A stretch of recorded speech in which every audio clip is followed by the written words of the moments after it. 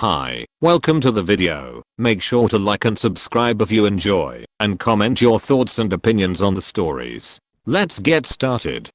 Am I the antagonist for refusing to let my EXS kid come with us to Disney? Alright. So I have a son, 13 male, with my ex-husband. We got divorced because he was having a emotional affair which turned physical, and had a kid with the app, and is a single dad ATM as the app left. My son goes over to his house on weekends, and sometimes his kid comes over to my house, because my son and him are somewhat friends, and I don't really mind. The problem now is that I'm planning on taking me and my son to Disney, as I've been saving it up for him, as I believe he should go there at least once in his life to experience it, as well as him having good grades for the whole semester. I believe that my son must have told his half-brother, as my ex-husband called me and asked me what day I'm planning to leave and am I driving or him. I was confused initially, but I realized what he was talking about and told him that it was just gonna be a trip for me and my son. He started to get mad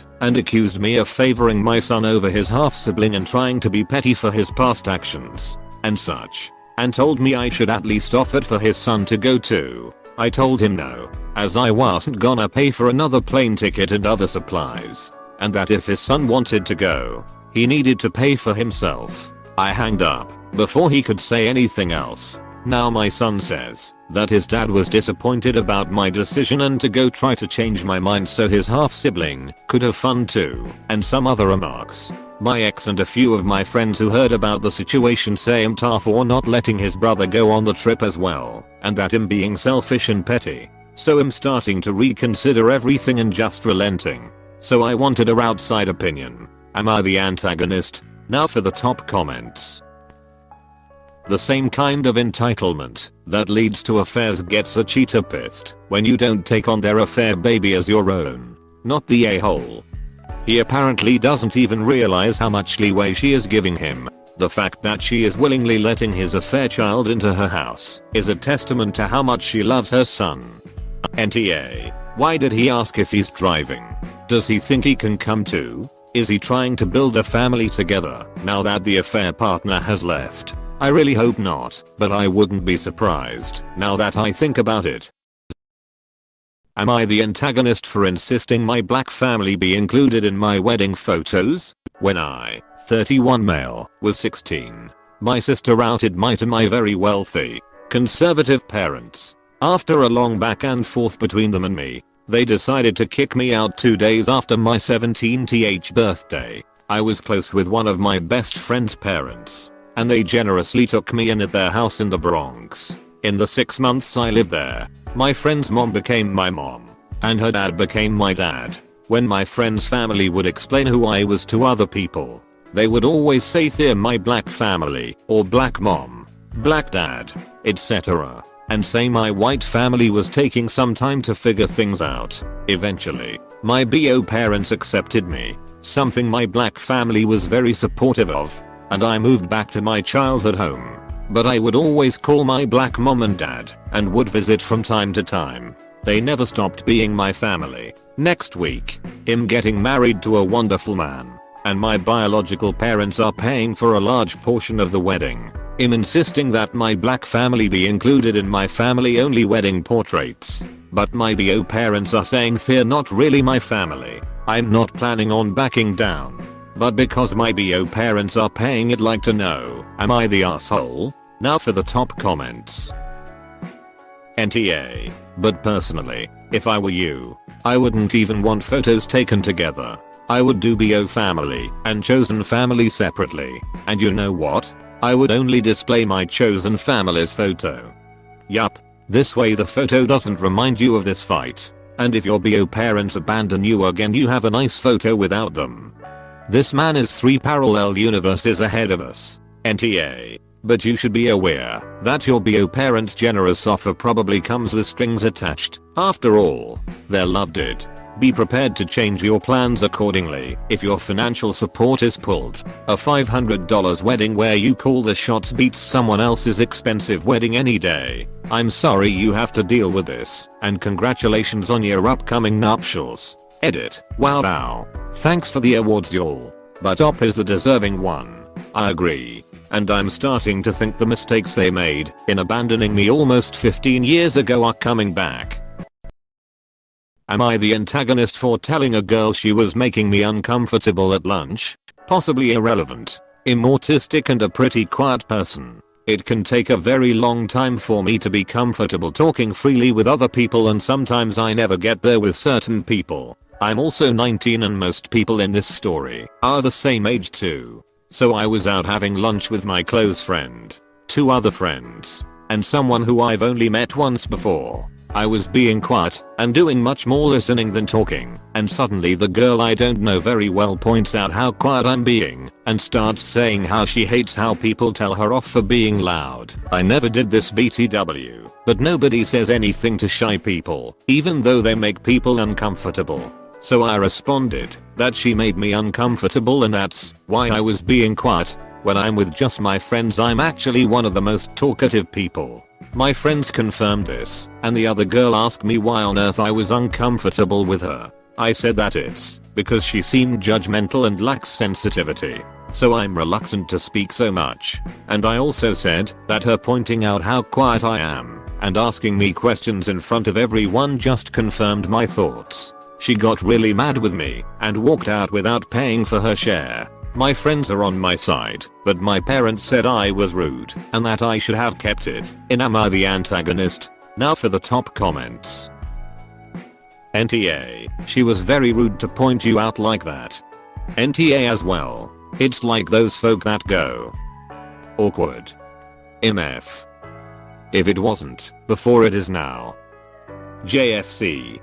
NTA, that's what she gets for voicing her opinion like that. She felt comfortable telling you that you made her uncomfortable, but she couldn't take it back. That's on her. NTA, you were being honest, not cruel or rude to the statements she made and the questions she asked. She opened the door and was combative in her delivery. I don't understand what she was expecting when she was prompting the interaction with you.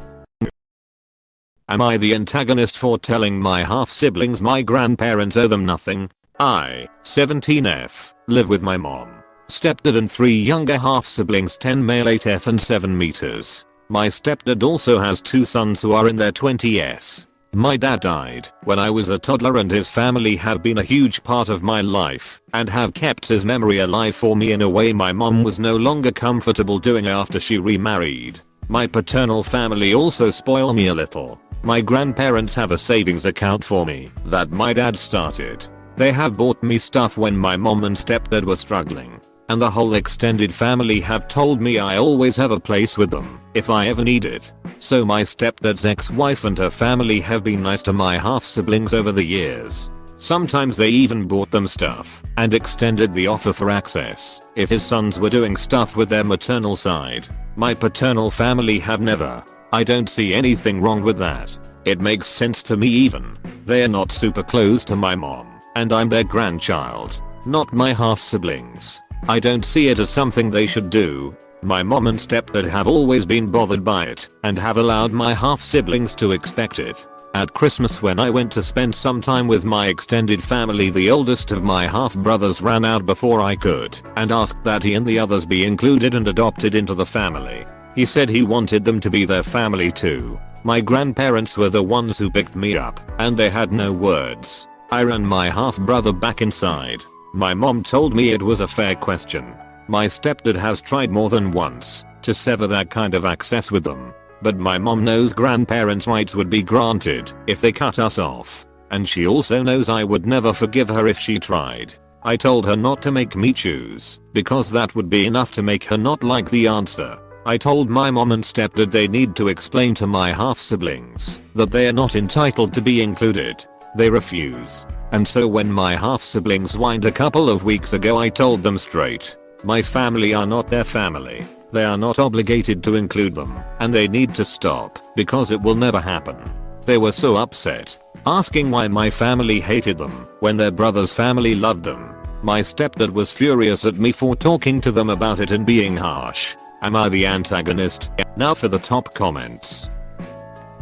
NTA, your mother and stepfather should have shut that shit down years ago, and they know it. It's not your grandparents' fault that your mother and stepfather struggle at times, and they should be grateful that his ex-in-laws have gone above and beyond by financially supporting their grandchildren's half-siblings. Your half-siblings should have been told years ago that they aren't your grandparents' family, that they never have, nor will they ever be, and that their grandparents are their father's parents and your maternal grandparents that you share. Sounds as though your stepfather doesn't like the fact that he can't control your grandparents and hold you hostage until they agree to his demands of taking on his kids as their grandkids as well. He also needs to realize that neither your grandparents or his ex's extended family owe his kids anything at all, and at the end of the day his kids are his responsibility both financially and emotionally. The more he tries to push this, the more both your mother and him risk ruining your relationship to the point of no return.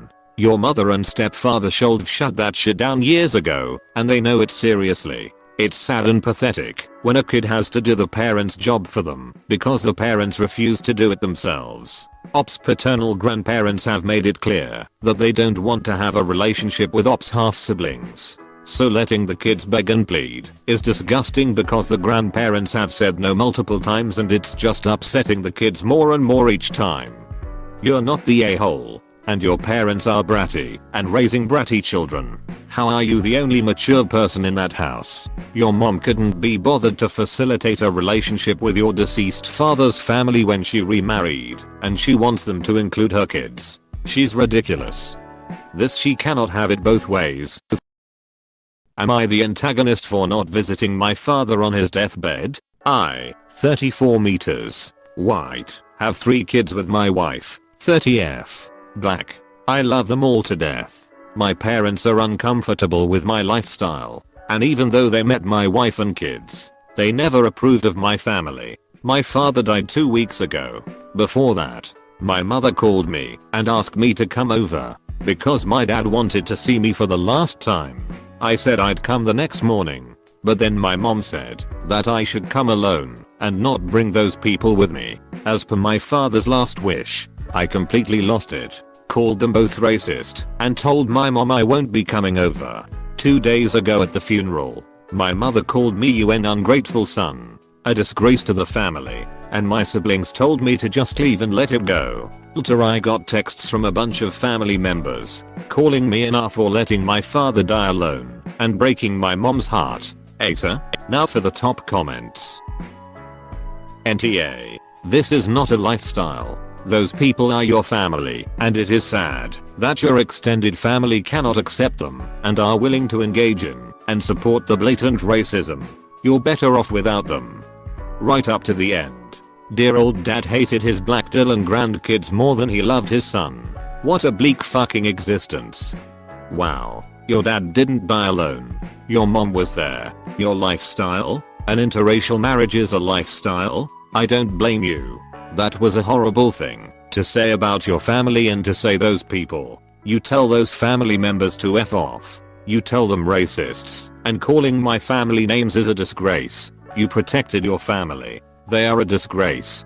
Yeah, I caught that too. I know a lot of older folks who bristle at interracial couples, but to call it a lifestyle is pretty yikes. The parents should be ashamed. They couldn't stop being massive racist for just a little bit. Racism is a strange hill for someone to literally die on like that. NTA. My father was a racist who refused to acknowledge my wife and children. While his choices in life saddened me, I had to honor them and him in the only way possible, by keeping my distance. Because people like that seem to love throwing the Bible into the argument. Am I the antagonist for following my mom's advice about my breastfeeding wife? My wife gave birth recently. She's been trying to breastfeed. Our baby doesn't like formula and can't latch onto the silicone nipple properly, but she has a hard time because she isn't producing enough milk. My mom, who was a midwife, said it was because of stress and that my wife was too stressed out to make enough breast milk. The doctor and the lactation consultant confirmed that stress does impact the flow of milk. My wife's work has been pinging us, even though she has 6 months of maternity leave. My mom moved in with us to help with the baby. My wife's family lives too far to be anything but moral support. She's been making my wife food, stuff that helps with milk production, making my wife rest, making sure she gets enough sleep, My mom suggests my wife lie in a quiet, dim room. And I or my mom would rub her feet or her shoulders, or would stroke her hair. Both these things soothe my wife, and just let her feel relaxed. This has actually worked the best. The important part is to start the process before the baby is hungry. My wife has an incredibly irritating childhood friend, Becky. Becky is the worst type of soul-sucking person. She makes a shitty problem and runs to my wife to fix it. My wife is reluctant to stand up to Becky because Becky was the only girl who didn't make fun of her in their childhood. That's because she treats my wife like her personal servant. On Sunday, Becky came over because the man she was hooking up dumped her, and plus she spent all her money on booze, and we couldn't afford rent for the month, which she was already late on. She expected me to call my wife down so that she could fix her problems. I said no and told her to leave. Because my wife was breastfeeding, she insisted and tried to sneak past me and enter our house. I told her that my wife was breastfeeding and that she could not be disturbed, as per my mom's suggestions. I told her that she would stress out my wife with her problems, and if she wanted to come and she couldn't talk about them at all. She called me controlling, and a mama's boy and friends of my wife later texted me calling me an asshole. My wife says she doesn't care that I told her to leave, but said I could be gentler about her problems. Now for the top comments. NTA, I thought this was going to go towards you trying to control your wife, as so many posts on AITA go. I'm so glad that isn't the case. It doesn't seem like your mother is there lording over the house and forcing your wife to do X, but that she is a professional giving good advice and ideas. That both you and your wife chose to follow them, and they seem to be helping. Your wife has enough worries and stress right now to be bothered by some self-centered user. If she's okay with what you did, who cares what Becky thinks? I thought this was going to go towards you trying to control your wife, as so many posts on AITA go. I'm so glad that isn't the case. I actually said oh no out loud after reading the title. Was not expecting something this wholesome. I mean, not the a-hole, obviously. And also, do you think your mom would like to adopt me? She sounds great lol. My mom's already adopted my wife, sorry. No more applications. NTA. We all know what kind of friend Becky is. She's there to use your wife financially and emotionally. This is a trying time for any new mother and parent. I definitely think your wife needs to really sit down with you and have a conversation about this so-called friend. She's not actually there for your wife. Of course, your wife's health comes first. It might not be best to have a difficult conversation right away, but it seems like you and your wife will need to discuss. Becky, I really do think your mom in this case is not overstepping. Unlike so many other moms on this site and subreddit, I think she actually has some good advice. You're doing right by your wife, and that's what's important.